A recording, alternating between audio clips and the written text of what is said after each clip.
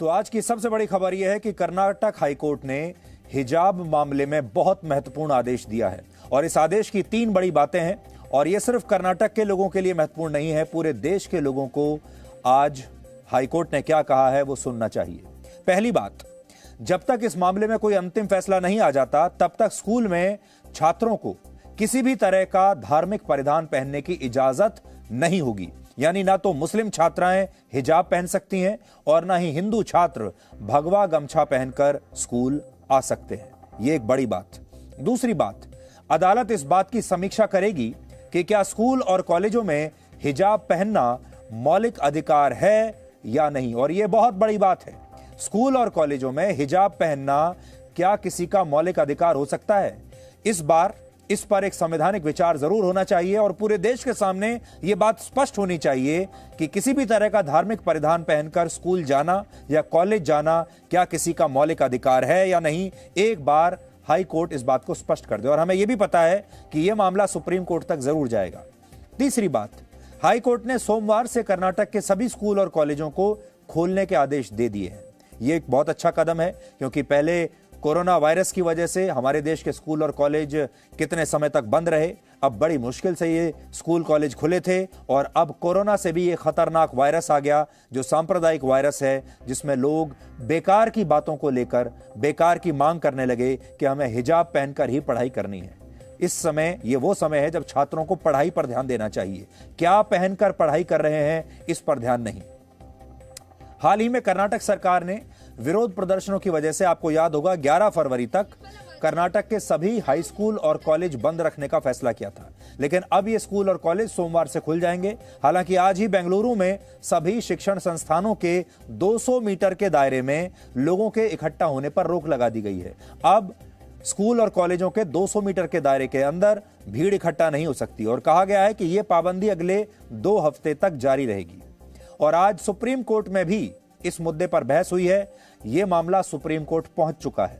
कांग्रेस के नेता और वरिष्ठ वकील कपिल सिब्बल ने आज सुप्रीम कोर्ट में यह मांग की थी कि इस मामले को कर्नाटक हाई कोर्ट से सुप्रीम कोर्ट में ट्रांसफर कर दिया जाए और सुप्रीम कोर्ट की 9 जजों की बेंच इस पर सुनवाई करे।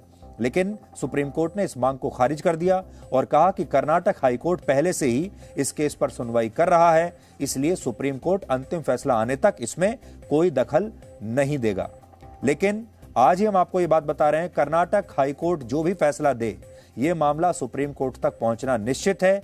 और आखिर में ये भी एक अच्छी बात होगी कि Supreme Court once for all आगे के लिए इस बात पर पूरा एक बार में फैसला कर देगा कि हिजाब पहनकर स्कूल जाना किसी का मौलिक अधिकार हो सकता है या नहीं। हालांकि इस मामले में समस्या ये है कि अब हिजाब वाली ये आग देश के दूसरे हिस्सों में भी फैल गई है। अब ये सिर्फ कर्नाटक तक सीमित नहीं है और एक खास विचारधारा के लोग पूरे देश में बड़े पैमाने पर मुस्लिम छात्राओं का ब्रेन वॉश करने में कामयाब हो गए हैं और वो उनसे कह रहे हैं कि आप जहां भी पढ़ते हैं इस मांग को उठाइए। कर्नाटक के बाद आज उत्तर प्रदेश के जौनपुर में स्थित एक कॉलेज में भी हिजाब को लेकर नया विवाद शुरू हो गया। आरोप है कि इस कॉलेज में पढ़ने वाली 21 साल की एक मुस्लिम छात्रा को जब हिजाब पहनकर क्लास में प्रवेश नहीं करने दिया गया तो उसने कॉलेज प्रबंधन और टीचर्स के खिलाफ विरोध शुरू कर दिया और अब यह मामला पुलिस में भी पहुंच चुका है। जरीना नाम की इस छात्रा का आरोप है कि उसके कॉलेज में पढ़ाने वाले एक शिक्षक ने उसके हिजाब पहनने का विरोध किया और कहा कि वो इस तरह के किसी भी धार्मिक परिधान को अपनी क्लास में स्वीकार नहीं करेंगे। इस मुस्लिम छात्रा ने जब इस मामले की जानकारी अपने परिवार को दी तो यह मामला और बढ़ गया, जिससे अब इस कॉलेज में पढ़ने वाली दूसरी मुस्लिम छात्राएं भी हिजाब पहनकर क्लासेस अटेंड करने की जिद कर रही है। कॉलेज के प्रबंधन ने इस मामले की जांच कराने की बात कही है और यह भी बताया है कि इस मुस्लिम छात्रा को पहले भी क्लास में हिजाब पहनने से मना किया गया था। लेकिन कर्नाटक के स्कूलों में हिजाब पर छिड़ी बहस के बाद जौनपुर के इस कॉलेज में भी मुस्लिम छात्राओं ने इसे एक बड़ा मुद्दा बना लिया है और ये सिर्फ एक शुरुआत है जो सिर्फ एक स्कूल या कॉलेज तक सीमित नहीं रहने वाली, एक राज्य या एक शहर तक सीमित नहीं रहेगी। ये एक आग की तरह फैल रही है जो देश के करोड़ों बच्चों का भविष्य बर्बाद कर सकती है। ये मेरा अधिकार है, ये मेरा राइट्स है। हम इंडिपेंडेंट है कि हम कुछ भी पहन सकते हैं। हम तो ड्रेस भी पहन कर आते हैं। अगर जो जो दुपट्टा हमने कंधे पर रखा, अगर वो हमने सर पे रख लिया तो इसमें गलत क्या है? जब एक IAS अफसर अपनी इंडिया की साड़ी पहनकर सर पर हिजाब रख सकती है तो मैं क्यों नहीं रखती? मैं दिन भर महाविद्यालय में रहा, चूँकि तब तक ये मामला प्रकाश में नहीं आया था। यदि ऐसा कोई एप्लीकेशन मेरे पास आता है तो उस एप्लीकेशन के आधार पर मैं उचित कार्रवाई करूँगा। जो मामला होगा अपने मामले को समझने का प्रयास करूँगा और जैसा आवश्यक होगा तो कार्रवाई की जाएगी। एल्बर्ट आइंस्टाइन ने एक बार कहा था कि जो कुछ भी हमने स्कूल में सीखा है वो भूल जाने के बाद भी जो हमें याद रहता है वही हमारी असली शिक्षा है। लेकिन सोचिए, इन मुस्लिम छात्राओं को शिक्षा के नाम पर क्या याद रहेगा, क्योंकि जब इनकी परीक्षाएं इतनी नजदीक हैं, कोविड की वजह से कॉलेजों में सभी छात्र और टीचर्स आ नहीं पा रहे हैं, तब इन मुस्लिम छात्राओं का पूरा ध्यान किताब की बजाय हिजाब पर केंद्रित है। ये कितना दुर्भाग्यपूर्ण मामला है, आप सोचिए। एक तो हमारे देश के छात्रों को पहले से ही इतने समय से स्कूल जाने का मौका नहीं मिल रहा, अब बड़ी मुश्किल से स्कूल खुले तो किताब की बजाय सारा ध्यान हिजाब पर चला गया। और इसी बात को आप भोपाल के इस वीडियो से और ज्यादा अच्छी तरह से समझ पाएंगे। आरोप है कि भोपाल में हिजाब और बुर्के की मांग को लेकर कुछ मुस्लिम छात्राओं द्वारा एक बाइक रैली निकाली गई है, जिसमें इन छात्राओं द्वारा आपत्तिजनक इशारे किए गए और इनके द्वारा ट्रैफिक के नियमों का भी उल्लंघन किया गया, और ना ही बाइक चलाते समय इन छात्राओं ने हेलमेट पहना है। आप तस्वीरें देखिए।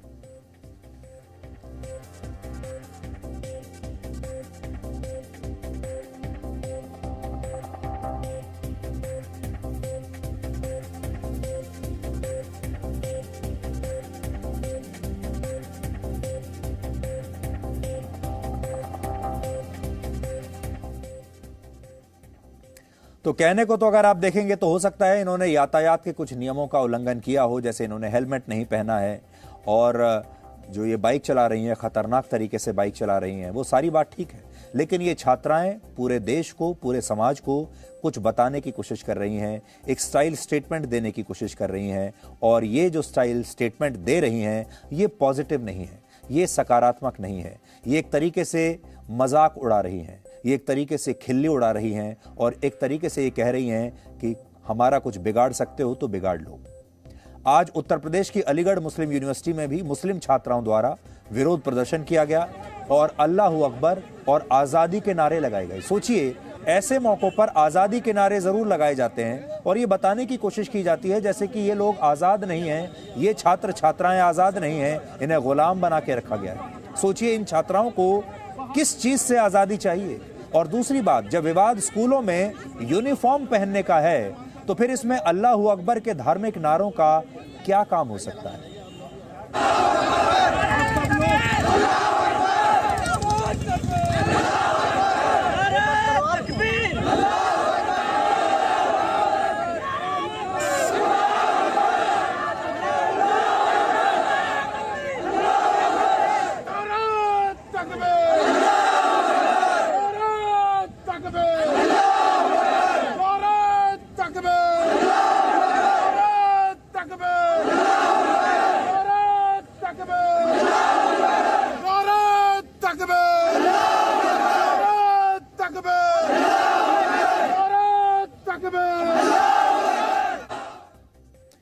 अब समस्या यह है कि इन लोगों को आखिर तकलीफ किस बात की है जो ये नारे लगा रहे हैं और इसे पूरा धार्मिक रंग दे रहे हैं। धार्मिक नारेबाजी यहां पर हो रही है। और फिर हम एक बार स्पष्ट कर देना चाहते हैं, ये जो पूरा मामला है स्कूल यूनिफॉर्म को लेकर है कि स्कूलों में स्कूल की यूनिफॉर्म पहनी जाएगी या कोई भी छात्र अपनी मर्जी से कुछ भी कपड़े पहन के आ सकता है। मूल विषय ये है। अब चाहे वो मुसलमान छात्र हो सकता है, हिंदू छात्र हो सकता है, क्रिश्चियन छात्र हो सकता है और कोई दूसरे धर्म का छात्र हो सकता है। हमारा कहना यह है कि किसी भी छात्र को सिर्फ स्कूल यूनिफॉर्म पहनकर आना चाहिए, चाहे वो हिंदू छात्र हो चाहे मुसलमान छात्र हो।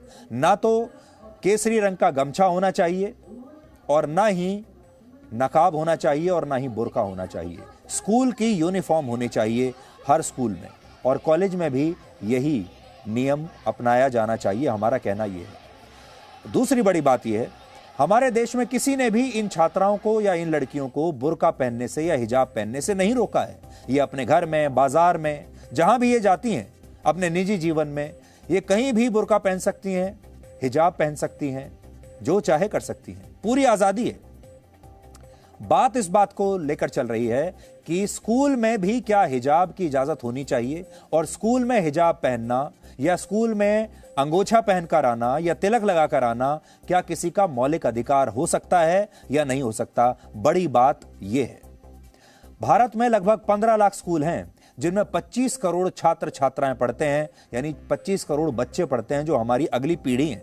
सोचिए अगर ये सभी 25 करोड़ बच्चे अपने स्कूलों में हिजाब, भगवा गमछा या दूसरे धार्मिक चिन्ह और पोशाक पहनकर आने लगे तो देश में कितनी विस्फोटक और खतरनाक स्थिति पैदा हो जाएगी। और जब इस तरह की नारेबाजी होती है जो अभी आपने देखा, अब अगली बार जब नारेबाजी होगी तो इसे कश्मीर से जोड़ दिया जाएगा, फिर इसे पाकिस्तान से जोड़ दिया जाएगा और फिर पूरे इस्लाम से जोड़ दिया जाएगा।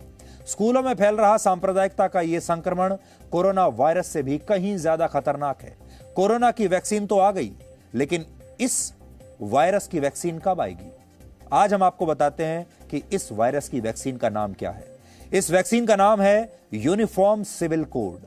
आज हम आपको बताएंगे कि देश में अगर यूनिफॉर्म सिविल कोड लागू हो गया होता तो हमारे देश के 15 लाख स्कूलों में पढ़ने वाले 25 करोड़ छात्र इस वायरस से बच जाते या आगे भविष्य में बच जाएंगे। यूनिफॉर्म सिविल कोड एक सेक्युलर यानी पंथ निरपेक्ष कानून है जो किसी भी धर्म या जाति के सभी निजी कानूनों से ऊपर होता है, यानी एक देश एक कानून। लेकिन भारत में अभी इस तरह के कानून की व्यवस्था नहीं है, दुर्भाग्य है। फिलहाल हमारे देश में हर धर्म के लोग शादी, तलाक और जमीन जायदाद के मामलों का निपटारा अपने अपने पर्सनल लॉज के मुताबिक करते हैं। मुस्लिम, ईसाई और पारसी समुदाय के अपने पर्सनल लॉ हैं, जबकि हिंदू पर्सनल लॉ के तहत हिंदू, सिख, जैन और बौद्ध धर्म के सिविल मामलों का निपटारा होता है। कहने का मतलब यह है कि अभी फिलहाल एक देश और एक कानून की व्यवस्था भारत में नहीं है।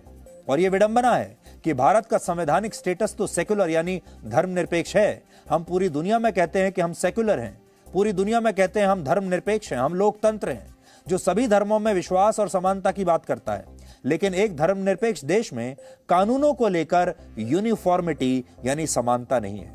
तो जब कानूनों को लेकर ही यूनिफॉर्मिटी नहीं है तो फिर स्कूलों में यूनिफॉर्म कैसे चलेगी? जब आपके देश में कानून ही एक जैसे नहीं है तो फिर स्कूलों में एक जैसी यूनिफॉर्म पहनकर कौन आएगा? जबकि इस्लामिक देशों में इसे लेकर बाकायदा कानून है, यानी जो देश धर्मनिरपेक्ष हैं वही समान कानून के रास्ते पर आज तक नहीं चल पाया। भारत में भले ही एक देश एक कानून की व्यवस्था ना हो, लेकिन बहुत सारे देशों ने इसे अपनाया है। आपको देखना चाहिए कि पूरी दुनिया क्या कर रही है। फ्रांस में कॉमन सिविल कोड लागू है जो वहां के सभी धर्मों के लोगों पर समान कानून की व्यवस्था को सुनिश्चित करता है, और फ्रांस में रहने वाले मुस्लिम लोगों को इससे कोई समस्या नहीं है। वो आराम से वहां रह रहे हैं और स्वीकार कर रहे हैं वहां के कानून को। यूनाइटेड किंगडम के इंग्लिश कॉमन लॉ की तरह अमेरिका में फेडरल लेवल पर कॉमन लॉ सिस्टम लागू है, यानी यूके में भी इंग्लिश कॉमन लॉ है, अमेरिका में भी इसी तरह का कॉमन लॉ है, और वहां पर जो लोग रहते हैं उन्हें भी उन देशों के कानून मान्य हैं। ऑस्ट्रेलिया में भी इंग्लिश कॉमन लॉ के जैसा ही एक कॉमन लॉ सिस्टम इस समय लागू है। इसके अलावा रशिया, कनाडा, जर्मनी और उज्बेकिस्तान जैसे देशों में भी सिविल लॉ सिस्टम लागू है जो एक देश एक कानून को सुनिश्चित करता है। लेकिन Kenya, Pakistan, Italy, south Africa, Nigeria और ग्रीस में समान नागरिक संहिता जैसे कानून नहीं है। कीनिया, इटली, ग्रीस और साउथ अफ्रीका में ईसाई बहुसंख्यक हैं, लेकिन यहां मुसलमानों के लिए अलग शरीयत का कानून है। पाकिस्तान एक इस्लामिक देश है, लेकिन यहां कुछ मामलों में हिंदुओं के लिए अलग प्रावधान हैं। हालांकि पाकिस्तान में हिंदुओं को किसी भी बात की आजादी है ही नहीं, इसलिए कानून होने या ना होने से कोई फर्क नहीं पड़ता। इसके अलावा नाइजीरिया में 4 तरह के कानून हैं: English law, common law, customary law और शरीयत। यानी यहां भी भारत की तरह ही सभी धर्मों के लिए समान कानून नहीं है, हर धर्म के लिए अलग कानून है।